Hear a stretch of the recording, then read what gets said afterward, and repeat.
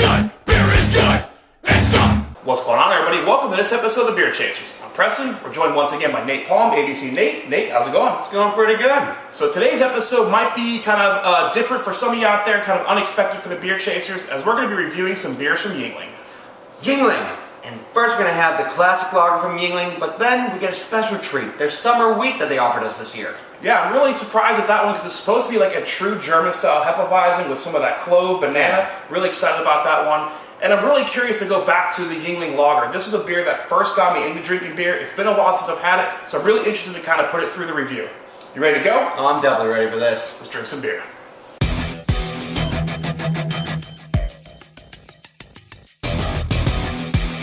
Yuengling has been brewing beer since 1829 and is recognized as America's oldest continually running brewery. The lager is their flagship beer and sees a production output of 2.5 million barrels per year. It has an ABV of 4.4%, an IBU of 12. Beer Advocate rates it at 78, Rate Beer rates it at 56.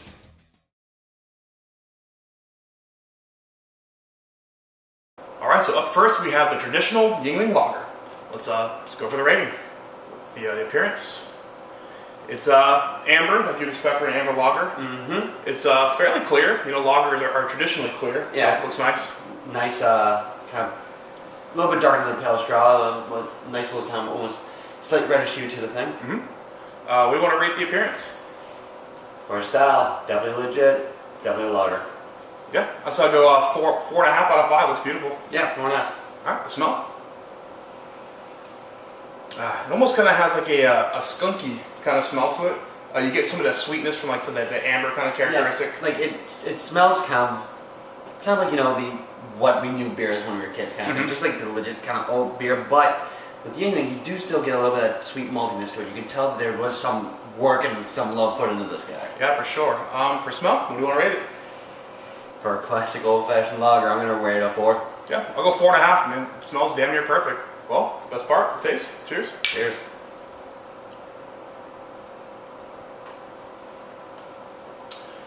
That's good. I mean, being the first beer I've had today, I haven't had like a Yuengling in probably a year or more. I'm pretty much always going for the big, heavy craft beers. I'm actually kind of surprised myself right now because I've made fun of Yuengling for a very long time, but it actually had a lot better flavor this time. Yeah. Like after that smell, like you said, they had a bit of a skunky smell to it. I was expecting, you know, classic old beer, but it's so, like I said, that malty sweetness that you smell, like it still came through with the flavor as well. Yeah.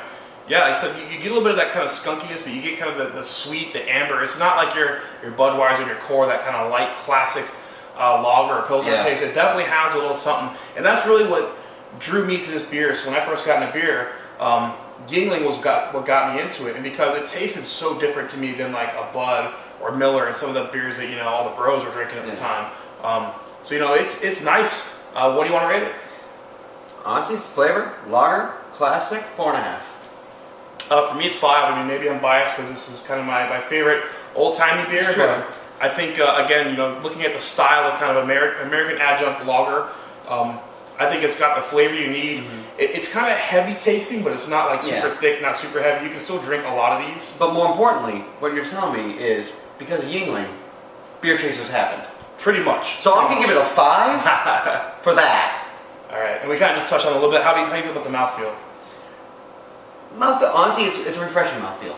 Nothing too extreme on either end. It's just refreshing and nice. Yeah, I'd agree. It's not thin, but certainly not medium. Effervescents are nice.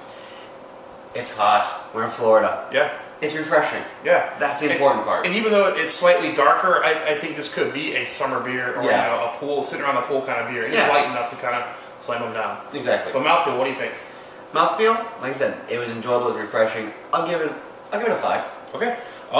Yeah, I'll go 5 again. I think, you know, for the style, it's perfect. Again, maybe I'm being biased, you know, but it is what it is. You're allowed to be. Yeah, I'm a Yuengling fanboy at heart, you know. So overall, where does that put the Yuengling? I think somewhere in that 4.75 area. I mean, exactly. It's damn near perfect for the style.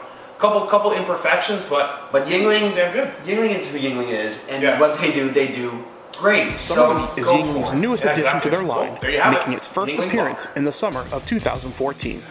The beer is stated to be a traditional German-style Hefeweizen, including top fermenting yeast, German malts, and hops. It is an ABV of 4.5%, an IBU of 12. Beer Advocate rates it at 85. Rate Beer rates it at 76. All right, so up next we have Yuengling Summer Wheat. So it's supposed to be a classic German style Hefeweizen. Super interested to try this one out. Let's go for the rating. Look at the appearance.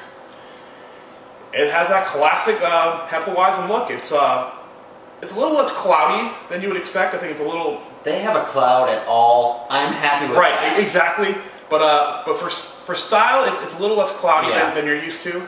Color, I think, is spot on. Maybe a tad light. Yeah, I think it's a little bit too light, a little too much straw, and there's definitely cloud in there, but definitely not as cloud as we're probably hoping for. Yeah. So I think on the appearance, I will go with a 2.75. It's tiptoeing up to the line of what it should be. They just missed the mark. Yeah, I'd go for a 2.5. All right. How about the smell? You get a little bit of the clove. I don't get much of the banana. Actually, I got the other way around. Yeah, you got I couldn't the really banana? get the clove, but I definitely got the banana in that one. Well, they both must be there then. We're both kind of picking that up. Kind of smells almost like I don't say buttery, but it kind of has it's a hefe smell, but not quite hefe smell I'm used to smelling. It definitely has that banana bread kind of smell when the bananas turned a little bit. That kind of banana smell. I definitely get some of that in there. All right. What do you want to rate the smell? Surprisingly enough, I was not expecting as much of a heavy smell from the thing. So you know what? I'm gonna give them a 3.5. Okay. I'll go with 3. I think they're right at the line. I think it's almost another 2.75, but maybe just because of Yuengling and I'm kind of not expecting much. I'll give it 3. I think it's in style. So the best part, the taste. Cheers.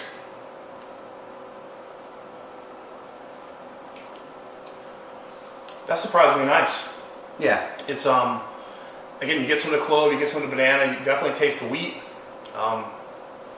I think it's within style. I mean, it's definitely that's nothing too extreme, nothing too. But it's they want to offer us a Hefeweizen. We got a Hefeweizen. Yeah. I don't have much more to say than that. I think it's right there, at the 3 level. I think it's exactly what you expect it to be. And again, for Yuengling, maybe they're going for a crossover here. Like people who like Yuengling and who want to experiment with some craft beer. They're trying to kind of grab somebody in with that, or trying to reach out to that import kind of thing that still has a bit of a niche out there. Or at least just try and change up what they usually do anyway, which is still fun. What about the mouthfeel?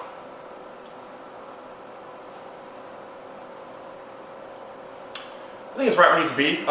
Carbonation maybe a tad under for what I would expect. Honestly, I was surprised enough. I was thinking the other way around. For a good Hefeweizen, like usually I don't get much of that that tongue spiky tickle that you usually get like from a soda. That just that little pop. You don't get I don't that know which from ones you've been drinking because Hefes are typically way carb more than most beers. In my opinion, at least, and just from my experience. But it might be honestly for me, the kind of Hefes I've been having are very cloudy, are very thick. That when the mouthfeel is in there with that cloud, it's usually it's a heavier mouthfeel. It's not so light. It's not so spiky. I can see that. So I think for the mouthfeel, again, it's the right body. I think it's just a little slightly undercarb. I'll go 2.75. Just misses the mark. I'm gonna go for a 2. Okay, so underwhelming. So overall, where's that going to put the summer wheat? I'd say somewhere in that 2.75. Exactly. I think we got right under that 3 line. Yeah, and I'd even call it like a 2.95. I mean, it's just like tiptoeing up to the line of 3. It's I think regardless, it's still a good effort. No, exactly. It's Yuengling. They've been doing beer for a while, and they do it in mass quantity. So being able to pull off any sort of heavy with that sort of a mass quantity ratio, they did a pretty good job. Yeah, I'd agree. So there you go. That's the Yuengling Summer Wheat. All right, so those tastings complete. That's going to wrap up this episode of the Beer Chasers. So we started off with Yuengling's traditional lager. With the traditional lager, it definitely had what we want from the lager, but surprisingly enough, for being a mass-produced beer, it had a really nice, sweet, full flavor to the thing. So it got it all the way up to that 4.75, just about the 5 range. Yeah, so we talk about beer chasing on this one. I mean, it's mass-produced. We know that, so there really isn't much of a... You don't have to chase at all. But let's assume this beer, if you were into kind of like adjunct lagers, and this was a tough one to find, like maybe like a New Belgium was for a while. Or like I said earlier, my brother was in Vermont, and they couldn't get Yuengling forever. So would it be worth, would you drive a couple hours to the brewery to pick it up? I'd say yeah. I'd be in the car with you. Would I drive across state lines to pick this one up? Probably not that good. I think there's other, adjunct lagers out there that would satisfy the need if I ever wanted one. Yeah, like Like I said, I'd join you for the road trip, but I wouldn't be going anywhere. Yeah. And then we finished the episode with their summer wheat. Yeah, and the summer wheat, they're mass produced, so keeping that in mind, it was a good attempt on the Hefeweizen, but that's what it tasted like. Not really a Hefeweizen, but an attempt upon a Hefeweizen. So this one is a little rare. I don't know how much distribution this one got. Would I go a couple hours in the brewery for this one? Absolutely not. I go to Weichschaffen, I go to Polaner any day of the week over, any other Hefe. Yeah, pretty much. Good attempt, Yay for Yuengling. I'm glad they're going outside the box and trying things. They're at least trying, so that's fun. Like they're attempting something new, and that's all we can really ask from them. Yep. All right. Well, I think that's gonna wrap it up. I'm Preston. This is Nate. We're the Beer Chasers. We'll see you later. Beer is good. Beer is good. Beer is good. And stop. Beer is good. Beer is good. Beer is good. Let's go drink some beer.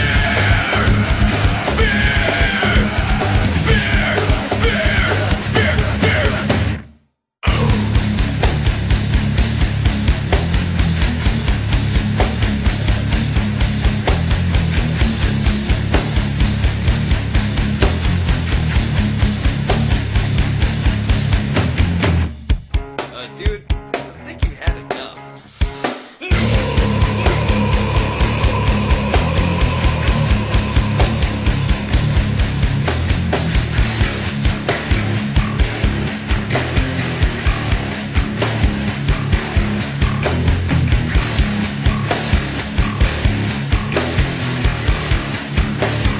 Let's go drink some beer. I'm keeping that, by the way.